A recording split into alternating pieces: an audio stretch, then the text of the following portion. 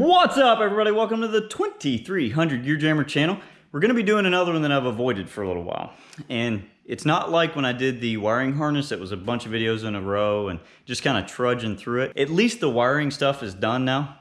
It's not done. This time, I just didn't want to spend money on anything for the Pinto. So I debated whether I wanted to do stock axles like Ranger or Explorer axles or some kind of combination of stock junkyard axles for this.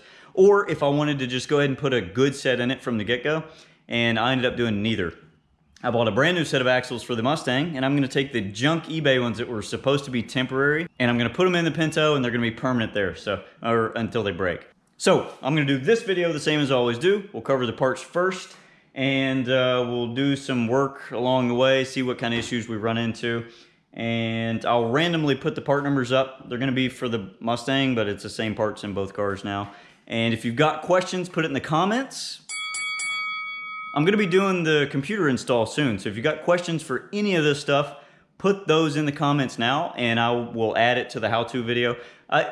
It's not really a big video as far as real detailed. I'm going to try to do one that's all the basic stuff that you need to get set up from out of the box to running. So put those kind of questions in the comments now, and I will get to it for that video. But let's get into this, see what kind of issues we run into. Yeah. All right, so here's the real reason for the day.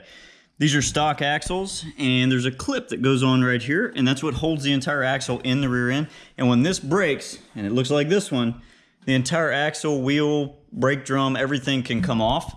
You don't really have that issue if it's disc brake, but I run drum on everything. So I'm going to install these things called C-clip eliminators. So this part right here is the C-clip. This is the C-clip eliminator, and instead of the one little clip on the end, it will press a bearing onto the axle, and then if it breaks, it can break all the way over here, and it'll still hold the wheel on. So I like that. It's nice when the wheels don't fall off. And I got these secondhand. If you look, they're new in the box, but the box I've mushed repeatedly. So I printed the instructions, I checked all of my parts, and I read through this. And you have to modify the housing. You have to cut the end of the housing off of the rear end. So I did that in a different video. You'll have to go back and look for the how not to build an 8.8 rear end video. But it looks like everything that I need to do is already done. So this style C-clip eliminator, it's got a different bearing in it than the Moser ones. But it's all close enough to be able to get started here. And for the drive shaft, our buddy 79 Beans put this one in the comments, and I snagged it and they shipped it really quick. This is a 1310 style U-joint. It's a real small one, same as the SVO. So I'm going to use the slip yoke off the SVO on this one for now. And the U-joint at the rear end is completely different. And the 1310 is this style. It's real skinny here. The 1350 series is the big one, so that's why it takes this conversion U-joint, and that's a 348. I keep some of these on the shelf too. I keep weird stuff like that I may never use, but it's coming in handy today. And the axles currently are the nicest part to ever be on the Pinto, even though they're just on, like, sitting on the hood. These are strange axles. These are Fox body length for drum brakes, and the C-clip eliminators are specially made for this diameter, so all of this stuff should work pretty well. Hopefully I can pull the ones out of the Mustang and swap them over, and this goes pretty well. Here's another extremely important part that's going to be a little bit different. This is going to be one thing that I'm changing.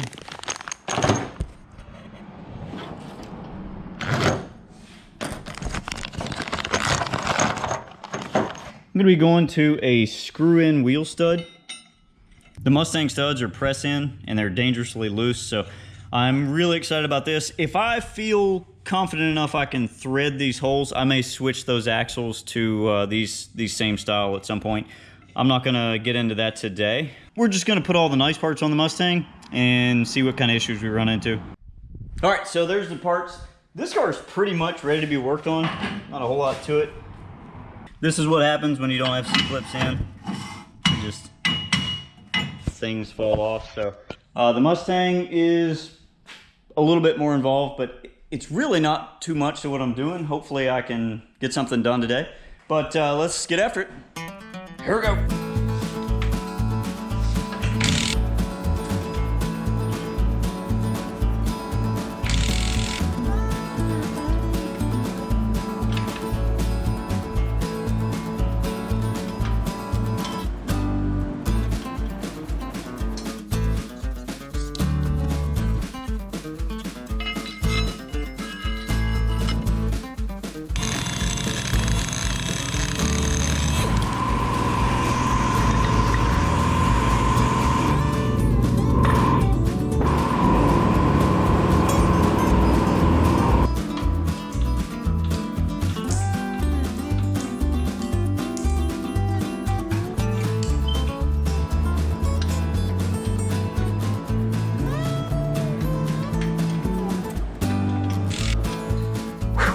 About a minute ago for your time, I said we would see what kind of issues we run into, and we are to there. There is now here.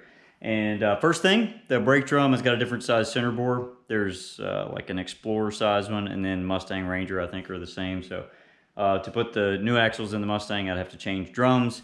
And I found a set, I was digging around, but they need a little bit of work. I'll clean them up, but good enough. I at least put the first side together. And the other thing I discovered is when you set the depth according to how Strange said to do it, you press the bearing all the way on and then that sets the depth. The problem is that makes my 15 by 10 inch wide wheels, it makes the tires rub on the inside. So I just left it, I put it back together. We're trying to get the Pinto together, so we're working on that. There's some other things that I noticed. One, when I talked to Strange, either the 5th or 6th time I talked to those people, they were terrible on the phone. They said, make sure you put the studs on the axle first before you do the C-clip eliminator. So I did that on both of them. When I did the first one, I zipped them all in, and then I turned around and saw the stack of washers sitting on the hood. So I was like, ah. As I was pressing them on, then I realized you didn't even have to have them done first. So I had to make adapters and space everything so that I could fit them in the press, and that was pretty terrible. Also, the C-clip eliminator kit that I got was secondhand. They were new in the box, but I don't know if the owner had already started putting them together or if they come with the studs already screwed in from Strange, but that didn't fit in the press, so I had to take all the studs out, and they were super duper tight, way tighter than the Allen wrench could handle. Here's a quick tip on how to get studs out if they're stuck. Doesn't really matter what kind of stud it is. I use it for pretty much everything. So here's your random tip. These studs are super stuck and it uses an Allen head, and they are like borderline stuckity stuck. So what you can do, thread one nut on the stud backwards, one on forwards. Take this wrench this way, this wrench that way. And then you can use the wrench to remove the stud. It's a whole lot easier than trying to do it with an Allen head. You can't always get to it. This doesn't always work. Sometimes you got a little tight spot, you got to do it like that. But this certainly helps. Yeah. There's the issues that I'm having. I put the Mustang together first so I'd have one side done. I'd know what I'm looking at. Equal length axles and everything, so it's all going to be the same. Pinto's really quick. Really, I'm just working on the Mustang today more than anything. But here is the reason for having to do these axles. I'm going to show you a side-by-side, and it's story time. All right, so these axles, this one right here, this was an eBay special. It was supposed to be for a Fox Mustang. I have no idea. They were very, very well used. The C-clip eliminator is Moser 9300, so I know that part was right. Mystery axle, and it looked like it was about the right total length, but if you look at it compared to the axles we're putting in, it's just a teeny tiny bit longer. It's kind of hard to see. I don't have much of a background. But the main thing is if you look, there's a huge difference in how far the spline comes down. So when it was installed, it actually bottomed the spline out. The original spline was up here somewhere. Don't do this. So I took a cutoff wheel and I just eased that spline down just a little bit more to take the pressure off of it. But the way I discovered this is in 2007, we were going to World Ford Challenge, and I just decided that it was time to try to put the car in the 10s. And I went 11s in 2006 at the same thing, so I was going to try to get it in the 10s the next year. And I put these axles in it thinking that that's what it would take. These were $150 on eBay, and I had to scrape that together. And it was at the last minute. So I put the axles in, lowered it, put the car in the trailer, and I was off. And I made the first pass, I think it went 11:31, and the second pass, it was 11:20s-ish, somewhere in there, 11:0. And I thought, man, this thing just feels like the parking brake's dragging. And we tried to push it in the pits. Couldn't move the car, so I thought for sure the drums were adjusted too far out or something goofy like that. I backed the drums all the way down, and that way there was almost no rear brake. Sent it down the track, and it ran a 1089 at 125, and it still felt like it was dragging. But what ended up happening is where these splines were bottoming out in the spool, it was basically squeezing the bearings down so tight that you couldn't even push the car on flat ground. So that's why I kind of added a little bit of spline to it with my hand spline tool. Definitely don't do that. It gets into the hardening, so the hardening on axles would be on the surface, so any hardening is gone when you cut down into it. But we're gonna use them in the Pinto. This car ran at 2,860 pounds, it hit a 128.60 foot, so pretty decent for that. Pinto is gonna be at least 400 pounds lighter. We're gonna put them in that, and if they break, hopefully the C-clip eliminator will hang on to the rest of the important parts. But yeah, all right, that's that. Please don't do that, but we're gonna see what happens. I'm gonna put all this stuff back together, and you know what's going on. I'll catch you in a minute. Hey, we got both sets of wheels back on. The Mustang, the wheels sit in just a little bit, so I'm not a big fan of that. The 15x8s fit perfectly fine, but the 15x10s are in just far enough that the tire kind of makes contact, so I'd have to run a spacer to bring it back out slightly, and I don't really want to run a spacer. I would rather run these hacked up axles in it than wheel spacers with slicks and hit it hard, so that's okay. It's good enough for now. The Pinto, kind of the same thing. It's together though, so I got wheels bolted to it, and I could start trying to figure out what wheels I need for that. And I went through, I tested all the wheels that I've got here, and plenty fit.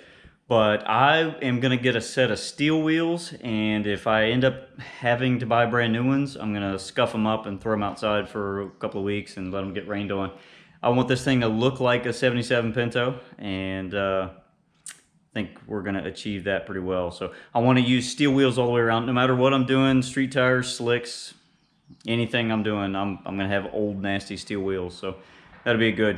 I did get the drive shaft. I don't know if I mentioned that earlier. That's ready to put in. I'm going to hold off on that till I get a little bit farther. And the caps that hold it on to the rear end, they didn't show up yet. So I will do that on the next one or two. I'm not really sure. Between the two cars, I'm going to work back and forth now. Whichever one I've got parts for that video, that's what I'm going to do. And I'm going to get everything ready for both of them at the same time. And then I'm going to flip a coin, and whichever it lands on, that's what we're taking to the track. It's going to be Pinto. So, I don't know. We may take that too. That one's, you know, it runs what it runs. There's nothing really that new and exciting and aggravating. So, leave me some comments, questions for the computer install, stuff like that. And the next video coming is probably going to be the biggest day on this channel ever, at least for me in this shop. I've got something coming that I'm beyond excited about. So, it's going to be a couple of day process getting everything set up with that. But I'll be excited to share it. And thanks for watching. We'll catch you on the next one. Bye.